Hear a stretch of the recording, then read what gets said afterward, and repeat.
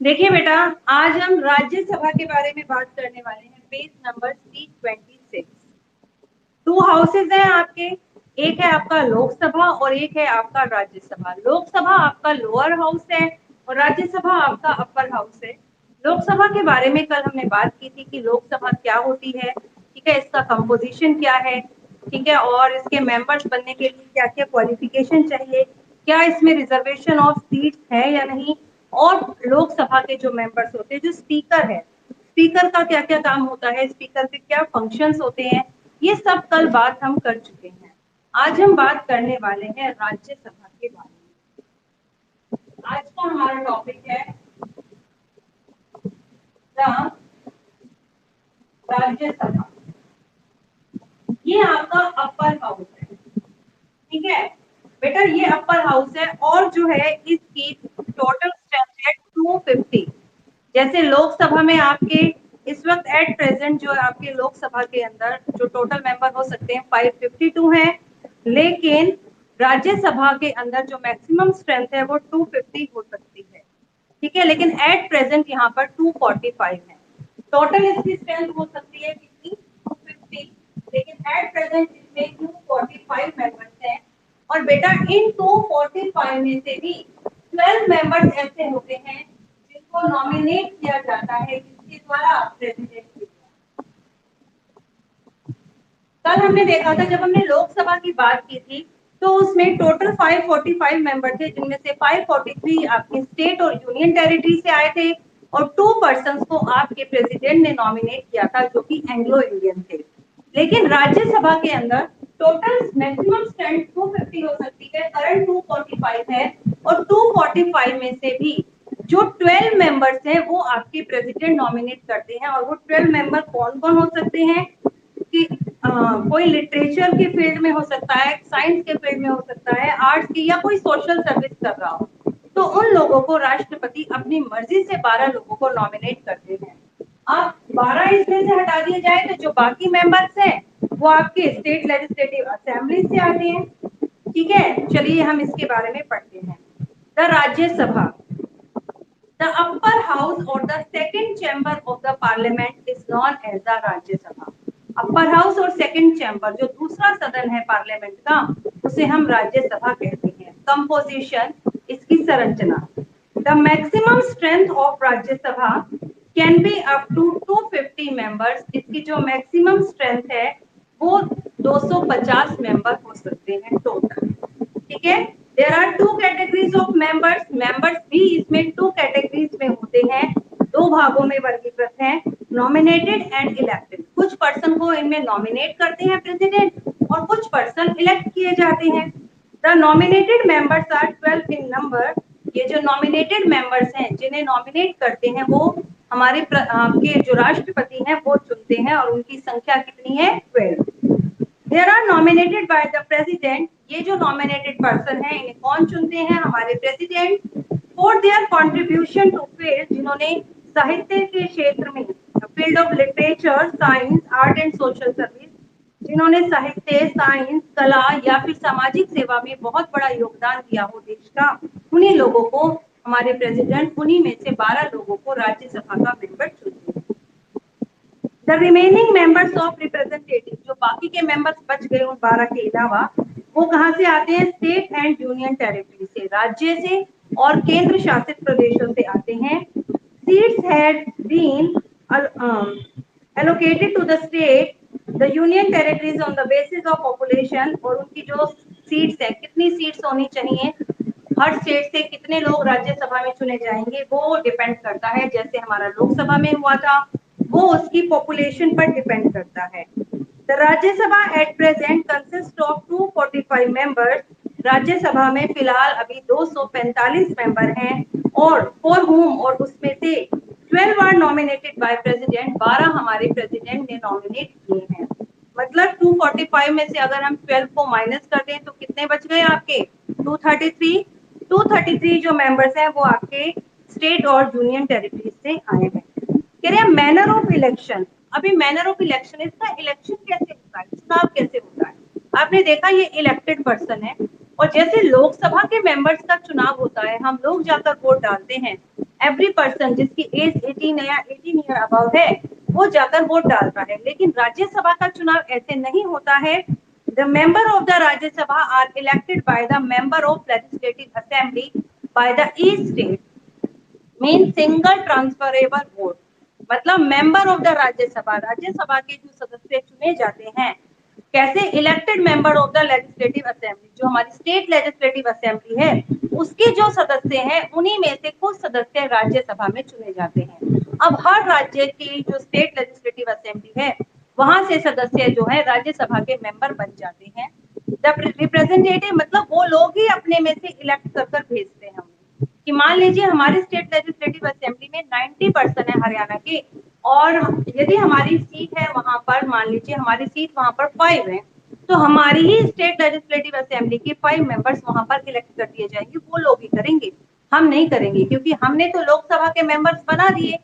अब और जो स्टेट लेजिस्लेटिव के मेंबर्स थे वो भी हमने ही चुने थे जब हमने अपने सीएम को चुना, और तो वो भी हमने ही चुने थे। अब वो हमारे चुने हुए सदस्य अपने में से ही कुछ मेंबर्स को राज्यसभा का मेंबर बनाते हैं। The representative of the union territories shall be chosen in the manner as a parliament may prescribe। और जो यूनियन टेरिटरीज से जो रिप्रेजेंटेटिव आते हैं, जो प्रतिनिधि आते हैं, वो किस तरीके से चुने जाते हैं, जिस तरीके से उन्हें संसद प्रिस्क्राइब करती है कि आप किस मेथड से चुनेंगे, उसी मेथड से वो लोग उसे चुन लेते हैं। सिर्फ राज्यसभा का मेंबर बनने के लिए क्या क्या क्वालिफिकेशन होनी चाहिए। जैसे आपने लोकसभा के बारे में पढ़ा था कि लोकसभा का मेंबर बनने के लिए जो एज है वो कितनी होनी चाहिए बेटा, बताना। 25 या अबव। लेकिन राज्यसभा का मेंबर बनने के लिए एज जो है 30 से कम नहीं होनी चाहिए। 25 तो लोकसभा के लिए और राज्यसभा के लिए 30। एंड एक पॉइंट सेम है, must be the citizen of India, वो इंडिया का सिटीजन होना ही चाहिए।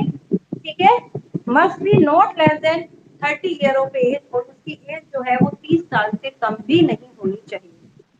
must possesses such additional qualification as may prescribed by the law for time to time।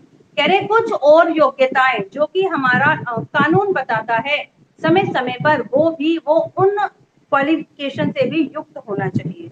अगर मतलब समय समय पर हमारा कानून कुछ योग्यताएं ऐड करता रहता है, वो योग्यताएं भी उसके अंदर होनी चाहिए जब भी उसका इलेक्शन होता है। ड्यूरेशन ऑफ टाइम, अब ड्यूरेशन ऑफ द हाउस का ड्यूरेशन, टाइम पीरियड कितना होता है। लोकसभा का टाइम पीरियड कितना है बेटा, बताना जरा। Anyone? Time period of Lok Sabha 5 year. 5 साल के लिए लोकसभा के मेंबर्स चुने जाते हैं और आफ्टर दैट फिर से इलेक्शन होते हैं। ठीक है, लेकिन जो राज्यसभा के मेंबर हैं ये ऐसे नहीं है, इसका ड्यूरेशन होता है टोटल 6 ईयर। और ऐसा नहीं है कि 6 साल के बाद इसके चुनाव होंगे, इसका प्रोसीजर थोड़ा अलग है। देखिए बेटा, इसमें क्या होता है, 6 ईयर को हम 3 पार्ट्स में डिवाइड कर देते हैं, 2 2 2। ठीक है, पहले 2 साल, आगे के 2 साल और आगे के 2 साल। अब क्या होता है, हर 2 साल के बाद उसके कितने मेंबर्स, 1/3 मेंबर को क्या कर दिया जाता है, चेंज कर दिया जाता है। देखिए, क्योंकि हमने मान लीजिए टोटल है उसका टाइम पीरियड 6 ईयर है ना, 6 ईयर के हमने 2 ईयर्स के 2 पार्ट बना, 3 पार्ट बना। हर 2 साल के बाद उसके 1/3 मेंबर चेंज कर दिए जाते हैं। क्या आपको क्लियर है? फॉर एग्जाम्पल, आपके टोटल मेंबर हो गए कितने, टोटल मेंबर मान लीजिए आपके पास है 90, मान लीजिए टोटल मेंबर 90 है। अब 3 पार्ट्स में डिवाइड यदि हम कर दें तो पहले 2 साल कंप्लीट होने पर 30 सदस्य बदल दिए जाएंगे, अगले 2 साल कंप्लीट होने पर और 30 सदस्य बदल दिए जाएंगे, और नेक्स्ट फिर 30 बदल दिए जाएंगे। आफ्टर दैट फिर ये 30 चेंज हो जाएंगे। मतलब 6 ईयर में ये सदस्य चेंज होते हैं, लेकिन ये एक साथ नहीं बदले जाते। इनका प्रोसीजर क्या है, टोटल टाइम ड्यूरेशन इनका 6 ईयर होता है। और देखिए, the Rajya Sabha is a permanent body, ये एक परमानेंट बॉडी है, मतलब भंग नहीं होती। And it not subject to dissolution, मतलब इसमें डिसोल्यूशन इसका उसको भंग नहीं किया जा सकता है। 1/3 ऑफ इट्स मेंबर, इसके 1/3 मेंबर रिटायर हो जाते हैं end of every second year, her second year के एंड पर। तो 6 साल के अंदर पूरे के पूरे सदस्य बदल गए। The member of the Rajya Sabha are elected for the term 6 year. Rajya Sabha के मेंबर 6 ईयर के लिए चुने जाते हैं। जो पहले 2 साल के बाद चेंज हुआ, अब अगले 2 साल में वो चेंज नहीं होगा और उससे अगले में भी नहीं होगा। फिर नेक्स्ट 2 ईयर जब वो कंप्लीट करेगा तो टोटल 6 ईयर हो जाएंगे। देखिए ये टू और ये 2।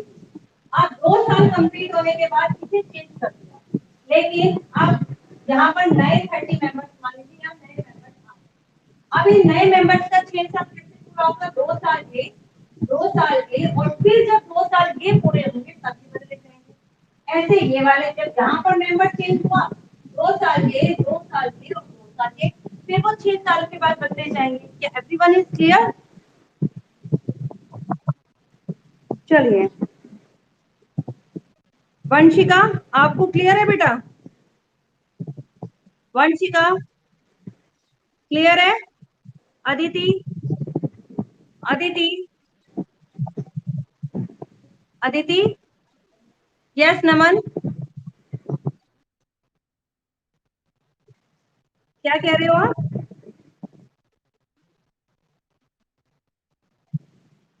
प्रेसिडेंसिंग ऑफिस कहाँ पर पढ़ा है आपने, बताइए मुझे।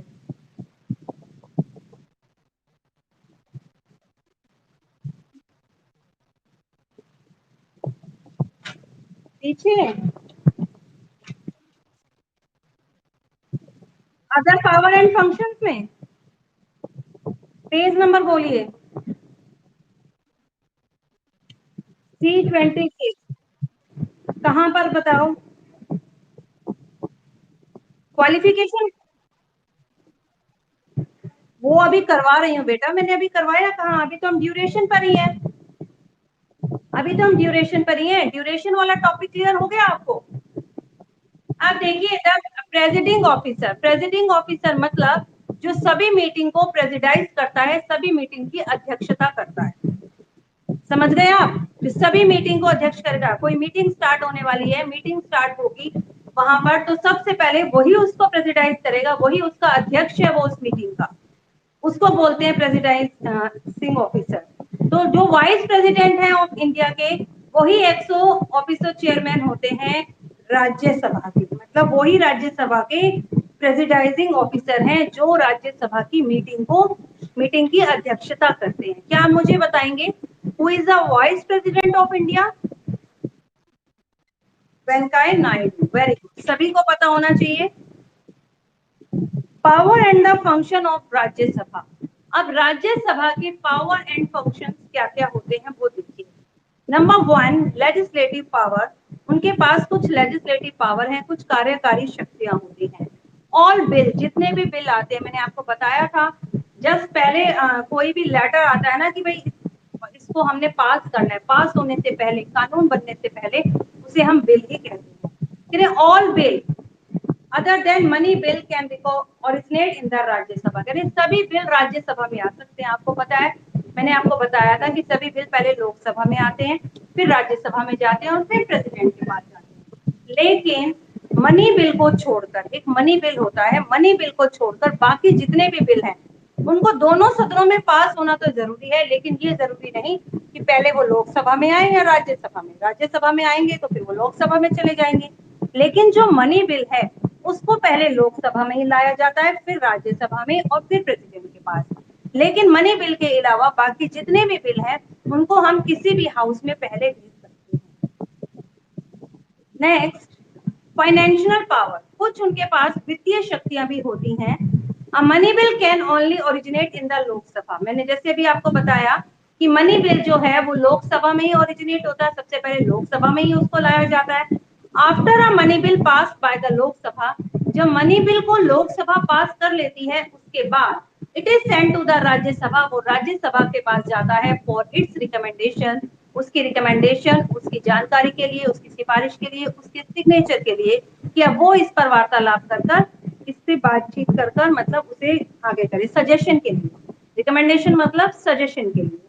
The Rajya Sabha must return the bill to the Lok Sabha, और राज्यसभा इस बिल को वापस लोकसभा में भेज सकती है with in a period of 14 days, 14 दिनों के अंदर अंदर। यदि 14 दिन से ज्यादा रख लिया तो राज्यसभा को सिग्नेचर करना ही पड़ेगा। लेकिन अगर उसे लगता है, क्योंकि उससे उसका सजेशन पूछा गया है, लोकसभा ने तो पास कर कर भेज दिया राज्यसभा में, अब राज्यसभा के पास वो सजेशन के लिए आया है और राज्यसभा उसे ज्यादा से ज्यादा 14 डेज के लिए अपने पास रख सकती है। अदर देन उसे वो लोकसभा में वापस नहीं भेजा जाएगा, वो उसे साइन करना ही पड़ेगा। लेकिन 14 दिन के अंदर अंदर वो लोकसभा में वापस जाता है, ताकि लोकसभा के मेंबर्स उसके ऊपर दोबारा से सजेशन करें, दोबारा से उसको देखें, उसको रीचेक करें, ठीक है, उसको दोबारा से वेरीफाई करें, और कुछ जो उनको लगता है कि इसमें ऐसे पॉइंट्स हैं जो कि ठीक नहीं है तो उन्हें करेक्ट करें। लेकिन लोकसभा के मेंबर जो हैं वो तो आपके काफी पावर में है, लोगों द्वारा चुने गए हैं, इसीलिए अगर ये मेंबर्स वापस चेक करते हैं, अगर उन्हें लगता है कुछ करेक्शन करनी है तो वो करेंगे, और अगर नहीं करते तो वो उसे वापस पुनः राज्यसभा में भेज देते हैं। तब राज्यसभा को उस पर सिग्नेचर करना ही पड़ता है।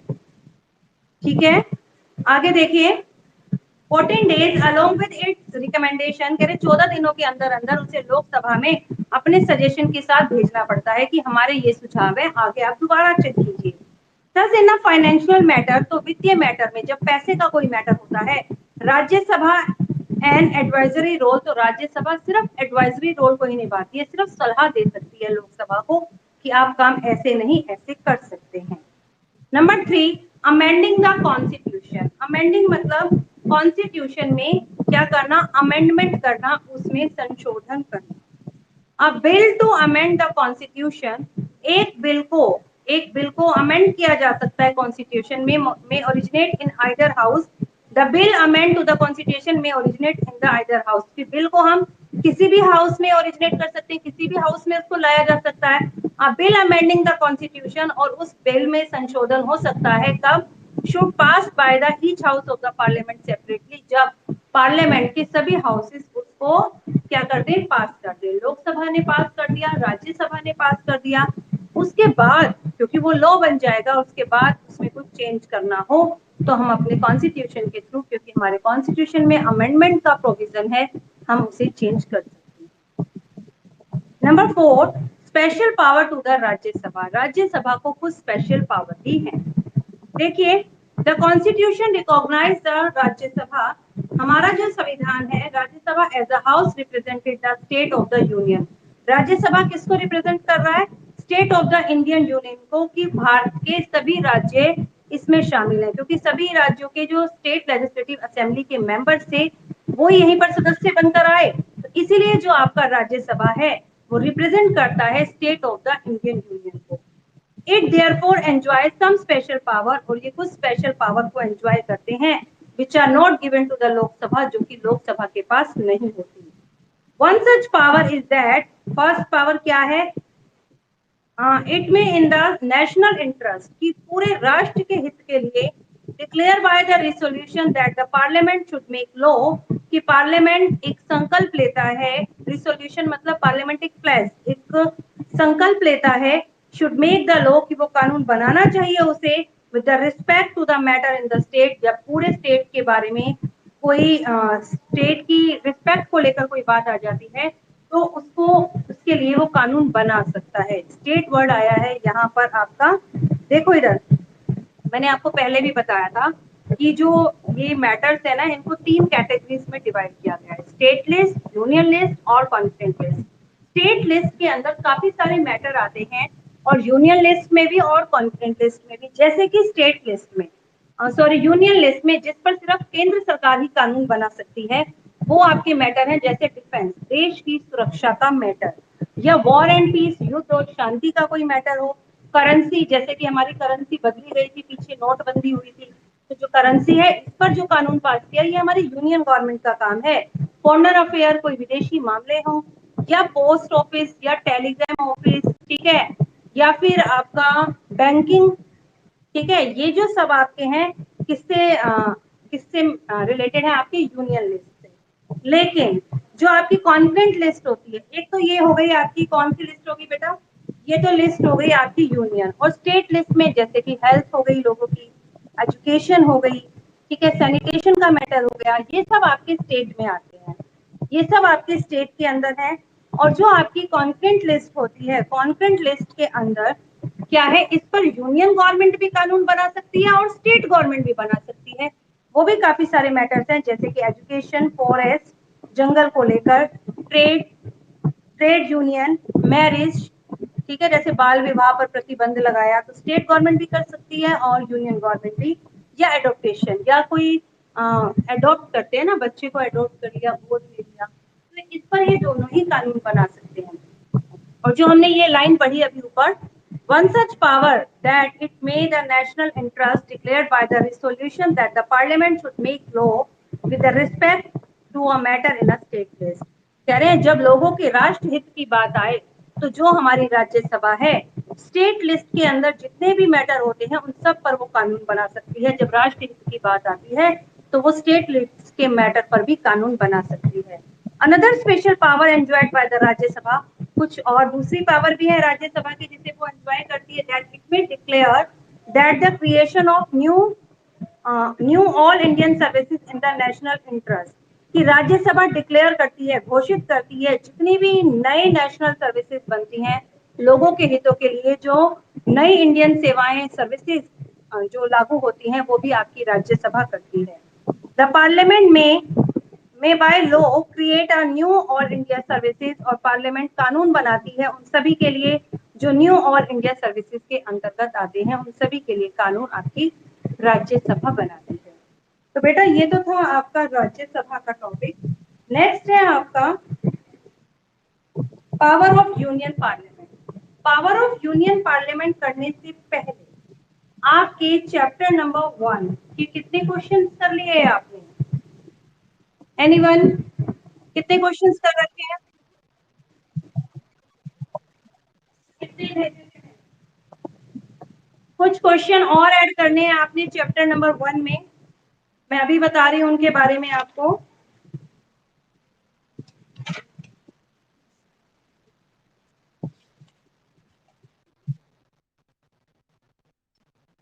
इसकी पीडीएफ भेजूंगी, समझा रही हूँ, इसे देखो आप। सिविक्स का चैप्टर 1 जिसके मैं 18 क्वेश्चन करवा चुकी हूँ, अभी चैप्टर 2 के नहीं करवाए ना, चैप्टर 1 के ही आपने 18 क्वेश्चन कर रखे हैं। उसके आगे आपने क्वेश्चन नंबर 19 बनाना है। Who is known as the father of the Indian constitution, भारतीय संविधान के फादर, पिता या जनक किसे कहा जाता है? बाबा साहब डॉक्टर अम्बेडकर, भीमराव जो अम्बेडकर हैं उन्हें ही father of the Indian constitution कहा जाता है। Who was the president of drafting committee of the Indian Constituent Assembly, जो इंडियन कॉन्स्टिट्यूट असेंबली थी उसकी ड्राफ्टिंग कमेटी के प्रेसिडेंट कौन थे? आपके डॉक्टर अंबेडकर, डॉक्टर भीमराव अंबेडकर ही उसके मेंबर थे। Who was the president of constitute assembly, लेकिन कॉन्स्टिट्यूट असेंबली के जो प्रेसिडेंट थे वो थे डॉक्टर राजेंद्र प्रसाद, और जो आपके इंडियन कॉन्स्टिट्यूट असेंबली में ड्राफ्टिंग कमेटी के प्रेसिडेंट थे वो थे भीमराव अंबेडकर। उसके बाद कुछ मैंने इंपॉर्टेंट नोट्स लिखा है, देखो ये 3 क्वेश्चन ऐड कर लेना आज, उसमें उसके बाद इंपॉर्टेंट नोट्स बनाने हैं कि जो मैंने आपको फंडामेंटल राइट्स करवाए, देखिए पहले मैंने लिख दिया है यहाँ पर फंडामेंटल राइट्स एंड आर्टिकल, कि ये फंडामेंटल राइट किस आर्टिकल से रिलेटेड है। जैसे फर्स्ट है राइट टू इक्वालिटी, तो बेटा हमारा आर्टिकल नंबर 14 से 30 और आर्टिकल नंबर 32 ये सब फंडामेंटल से ही रिलेटेड है।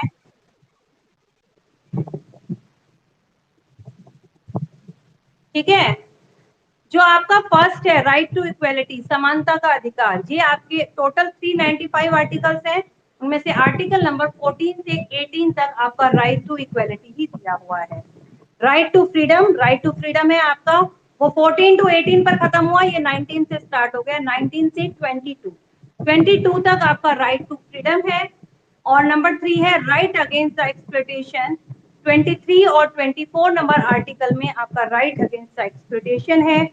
And right to freedom the religion, और इसके बाद right to freedom of religion है आपका 25 से 28 तक, 25, 26, 27 एंड 28 सारे के सारे आपके right to freedom of religion के बारे में है। कल्चरल एंड एजुकेशनल राइट, ये आपका आर्टिकल नंबर 29 एंड 30 के अंदर है। और नंबर 6 है राइट टू कॉन्स्टिट्यूशनल रेमेडीज, ये आपका आर्टिकल 32 में है। तो ये थे आपके कुछ, बेटा इन्हें आप ऐड कर लेना इसके अंदर। नोटबुक है अभी सभी के पास में?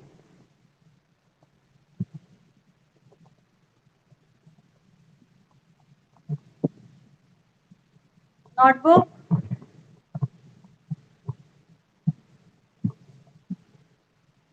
नोटबुक है बच्चों? आवाज नहीं आ रही क्या मेरी? बेटा आवाज नहीं आ रही? नैना, आपने आज ही ज्वाइन किया है ना? तो आपने कितना काम कर रखा है पूरा?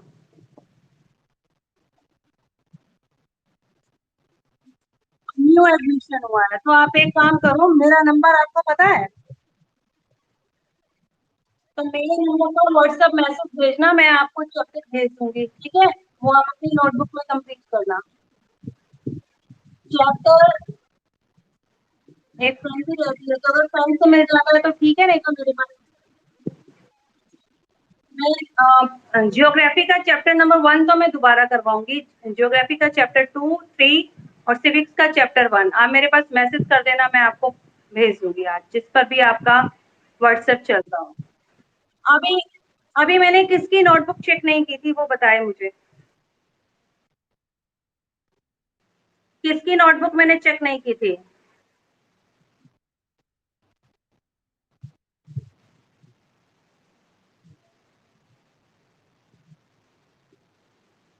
और मेरी आवाज किसी को नहीं आ रही है? विशाखा, आपने मुझे नोटबुक दिखा दी? कंप्लीट है ना आपके 18 नंबर तक? तो एक काम करो बेटा, आप लोग क्लास लीव करो, मैं ये अभी आपकी स्कूल ऐप पे भेज रही हूँ, स्कूल ऐप ऑन कर कर सभी ये काम करेंगे फटाफट से। लीव कर दो, ये नेटवर्क प्रॉब्लम हो रहा है काफी बेटा, लीव करो।